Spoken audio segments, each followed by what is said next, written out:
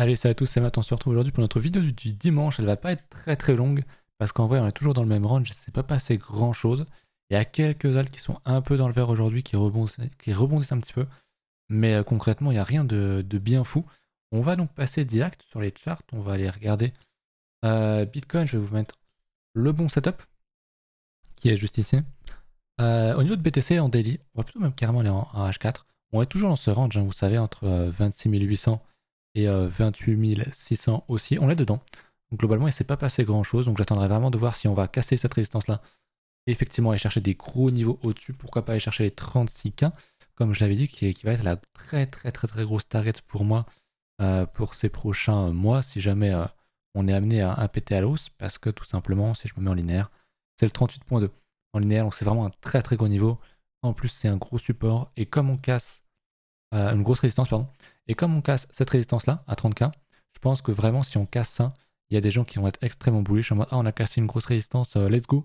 Alors qu'en fait, bah non, t'en as une qui est juste au-dessus, t'as un gros Fibo qui est là. Donc moi, j'ai beaucoup plus confiance en les Fibo que en les niveaux horizontaux, même s'ils sont quand même très puissants et très importants. Mais je vous l'ai déjà dit, hein, sur du moyen court terme, on est quand même plus sur de la prise de profil plutôt que de l'entrée en position, évidemment. Jamais j'irai acheter ici. Après, sur du H1, du 15 minutes, etc., si on casse ce niveau, il y a des choses à faire, on est d'accord. Mais au-delà de ça, pas franchement. Au niveau de l'order flow, eh ben, il ne se passe pas grand-chose. On commence un petit peu à ouvrir des positions. On a quand même un petit peu de footing qui est encore négatif, ce qui est assez étonnant. On a des petites périodes de négatif. Donc, ça me pousserait à avoir un biais qui soit quand même plutôt haussier. Pareil, au niveau du spread, on est toujours négatif. On a eu le bug, hein, c'est quand ici, Binance avait été débranché, quand il y avait des petits problèmes de serveur. Donc c'est à peu près tout pour ce biais-là. On a un CVD qui pousse quand même pas mal à la vente. Donc j'ai l'impression que les gens dans ce range sont plutôt portés à la vente. Donc je serais plutôt haussier du coup, puisque si les gens vendent en short, donc avec du levé, et ben il y a des liquidations qui sont au-dessus, et leur stop loss, etc. Donc à mon avis, c'est des niveaux qu'on va aller chercher. Et je vais essayer de passer peut-être en H4 là-dessus. Voir un petit peu, ouais, il se passe vraiment rien sur les positions. Il n'y a pas de grande ouverture de position non plus. En vrai, c'est vraiment un range, il se passe pas grand chose, hein. C'est un peu terrible, mais on se fait quand même bien chier. Au niveau des liquidations ici, enfin des niveaux potentiels de liquidation et donc de liquidité, ben, l'écart s'accentue, hein. La dernière fois, je vous disais qu'on avait de moins en moins de niveaux au nord. Enfin, pas de moins en moins de niveaux, mais qu'il y en avait forcément beaucoup plus qui venaient au sud. Assez étonnamment par rapport à ce que je vois actuellement sur le H4. Mais on a quand même des gros niveaux sur les 15K de liquidation potentielle, et en cumulé, on commence à en avoir pas mal au sud du coup, au niveau des 14, 15K, 18K. Alors qu'au nord, il y en a moins. En tout cas, ça paraît moins gros. Donc affaire à suivre. On verra ça quand on va casser le niveau H4. Mais revenir sur les 15K, c'est clairement pas impossible, hein. Je l'ai dit, moi je pense pas qu'on fasse un truc comme à la Belle Époque en 2019, quand on avait fait un gros retour sur le 61.8 en linéaire, et qu'après bah, on a range pendant je sais pas combien de temps pour venir retester des niveaux et repartir derrière. Je pense pas qu'on fasse nécessairement un truc comme ça. Le halving est quand même relativement bientôt, je pense juste qu'on va à range. Est-ce qu'on ira chercher 38.2? Je sais pas, je pense que c'est pas impossible. Ça engage pas non plus à quelque chose d'incroyable, rechercher ce niveau-là, au contraire. Et puis derrière, pourquoi pas retomber, rechercher les 20K, pourquoi pas les mécher en dessous, et en fait juste construire un range et repartir post-halving. C'est quelque chose qui est largement possible. C'est pour ça que je parle de structure de bottom ici. Je pense qu'on a eu un bottom en novembre 2022, mais c'est pas impossible pour moi qu'on vienne le mécher et le casser. Mais si on le mèche, en tout cas, si on le casse, à mon avis, ce sera pas un très gros bottom. Je pense que derrière, on va reconstruire pour repartir post-halving, comme on l'a jusqu'à présent toujours fait. Mais encore une fois, ça peut très bien ne pas arriver, hein. C'est une occurrence qui est arrivée 3 fois, je crois, je dis pas de conneries, 3 fois. On dit jamais 203, mais pas jamais 304. Donc en vrai, on ne sait pas. Donc il faudra suivre ça de très près. Mais on a quand même pris déjà très cher. On commence à créer des grosses structures sur les alts aussi. Donc je pense que ça s'arrange plutôt bien, le fait qu'on ait un bottom qui serait posé ici. Voilà pour BTC. J'ai pas regardé encore au niveau du PNG Index. On est toujours à 60, alors vous ne voyez pas du coup. Mais on est à 64. Donc on est toujours sur ce niveau un peu médian entre le grid et le neutre. On est en range, il faudra attendre comment les gens vont réagir une fois qu'on va casser ce range là. Au niveau du SP, on en a parlé l'autre coup, On est globalement toujours dans ce gros range ici, entre 4100 et 3789 je crois. 3800 pardon. Donc il se passe rien tant qu'on cassera pas ça. En gros, on a un peu la même situation que sur BTC, mais là c'est plus sur du daily. BTC c'est plus du H4, quand même beaucoup plus fort que le SP d'ailleurs, pour l'instant en tout cas. Donc affaire à suivre. Mais si effectivement on venait à casser cette résistance là, d'ailleurs je vais peut-être la noter, peut-être la tracer aussi. Hop. Si on était amené à casser cette résistance là, ce serait pas mal.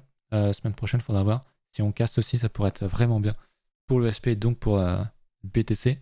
Et donc a priori, le dollar devrait continuer de dumper, mais il n'a pas trop l'air pour l'instant. Donc il faudra voir comment est-ce qu'il se comporte pour la suite. Je vous remontre le graphe en hebdo. Mais on est sur un très très très gros support. Donc techniquement un niveau à payer. Maintenant on espère qu'il payera pas et qu'il va finir par casser pour qu'on ait droit à une seconde chance sur les cryptos. Un gros mouvement. Mais honnêtement je pense qu'il y a quand même pas mal de chance pour qu'il vienne re-range en fait et rechercher son top et range pourquoi pas venir rechercher l'order block qu'on l'avait ici, 61.8 et voir après comment est-ce qu'il va ranger, de quel côté est-ce qu'il va casser. Est-ce qu'il va casser d'abord les 100 points, les 100,8 ou plutôt les 114, les 115 même.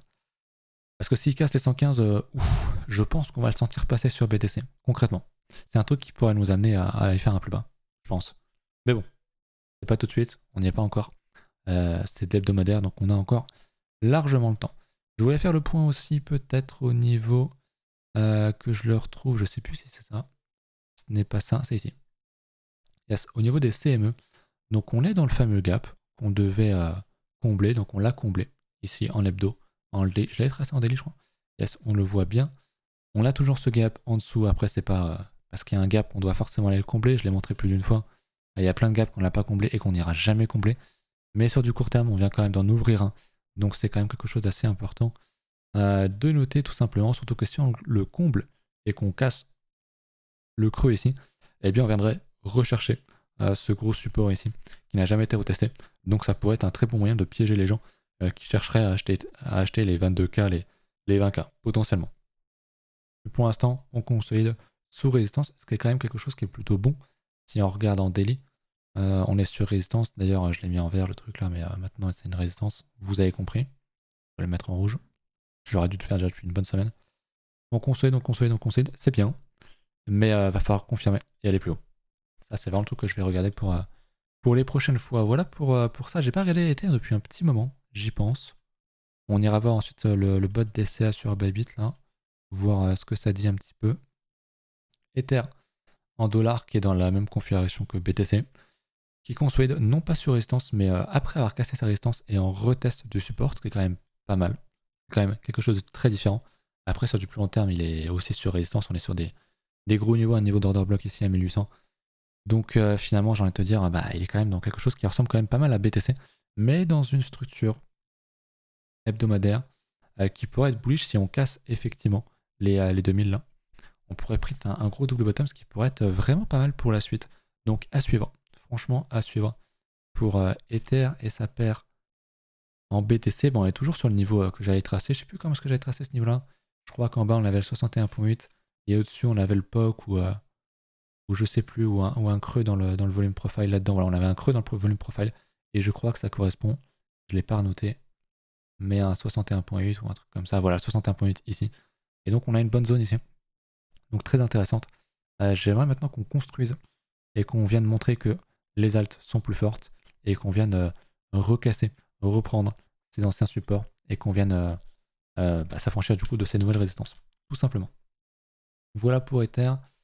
Que je réfléchis, je regarde un petit peu mes charts, mais je crois qu'on a évoqué un petit peu tout. Malheureusement, on est dans ce range H4 où il se passe rien, c'est un range. Donc c'est un peu chiant.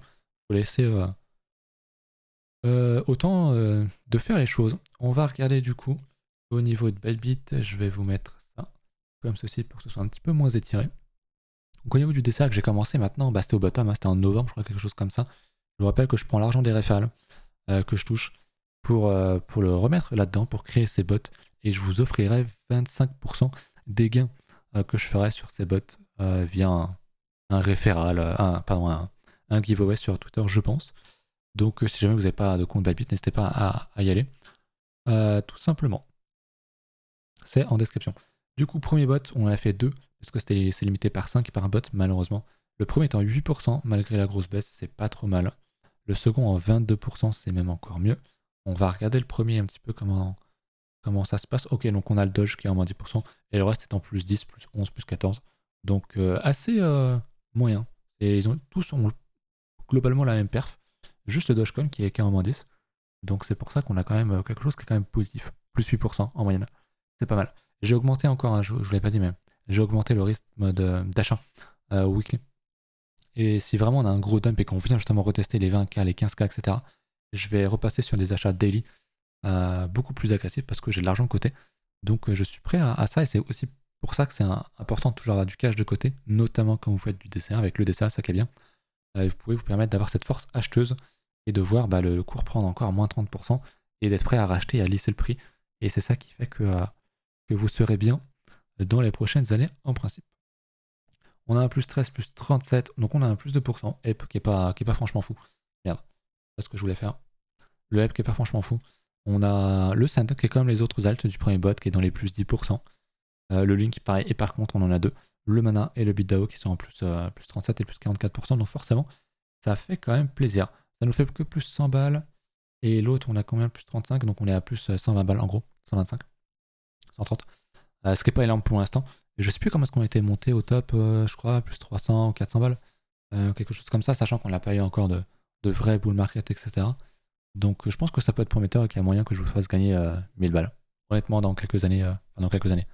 Ouais, 2025, 2026, je sais pas quand, je peux pas timer le top du prochain bull market, bien sûr. Mais il y aurait quand même sans doute un petit peu de thunes à faire. On va repasser sur l'écran TradingView, quand même pour faire le point. Regardez si j'ai pas oublié quelque chose. On va regarder BTC sur du plus court terme pour ceux qui seraient intéressés en 15 minutes. Donc intra-range, on a quand même beaucoup de positions qui s'ouvrent. Tout là-dedans, il y a beaucoup de positions qui sont vertes. Vous voyez? Hop, tout ça là, que des positions qui s'ouvrent. Et ça s'ouvre quand? Sur un funding négatif. Sur un prix qui globalement latéralise. Donc on pump. Et on voit qu'il y a une grosse baisse des positions. Je ne sais pas si vous voyez bien ici.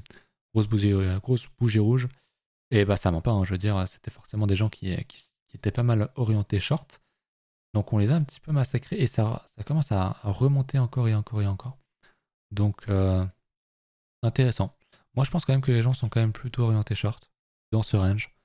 Après, ça veut rien dire parce que si je vous remonte la chart, on peut très bien sortir les gens qui sont short avec notamment cette mèche là où elle est un peu plus haut et réintégrer et hop, rechercher le Vegas H4, les 25K, etc. Donc tant qu'on sort pas définitivement de ce range, j'aurais pas d'avis forcément extrêmement appuyé. J'ai quand même plus un biais bull, surtout sur du moyen long terme, donc sur les prochains mois.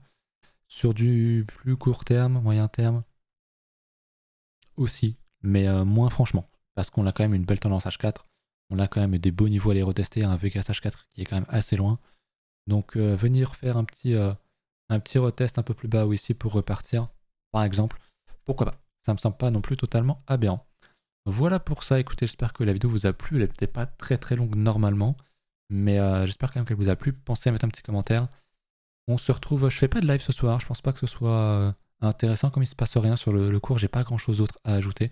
Je vous ai pas montré les alts, c'est ça que je voulais faire. Parce que on faisait le suivi là depuis quelques temps de par exemple DYDX. J'ai complètement oublié de vous montrer.